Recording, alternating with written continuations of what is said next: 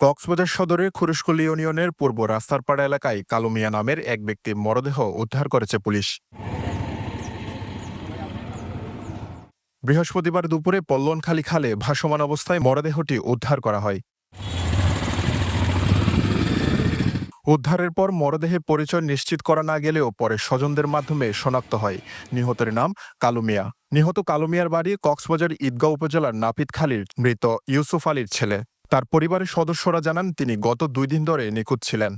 স্বামী গরজ যার বলি হয়ে মানে কি আর কিছু হই না ভারি ঘর আইরা হইল শুনি 11টা বাজে হাইলা দিন ফোনে দেয় দিন আর 11টা বাজে ফোনে দিয়ে মারা। সকালে এলাকার লোকজন এখানে দেখতে পাই যে এখানে একটা লাশ পাওয়া গেছে। স্থানটা হলো খুরুশকুল রাস্তার পাড়া বটতলী এলাকা। এখানে মাছের ঘেরে লাশটা পাওয়া যায়।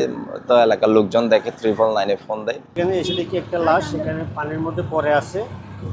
আবার এখানে এলাকার লোকজন নিয়ে প্রশাসন সহ আমরা সবাই এখানে লাশটা এখানে তুলছি। লাশটার কোনো ইয়া পাওয়া যায়নি। মরদেহের শরীরে আঘাতের চিহ্ন রয়েছে কিনা সেটি এখনও নিশ্চিত করা যায়নি।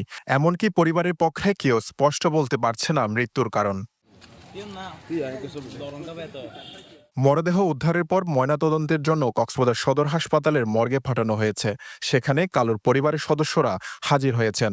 পুলিশ বলছে মৃত্যুর কারণ জানতে তদন্ত চলছে। বিশ্বজিৎ মল্লিক, পেনোয়া নিউজ।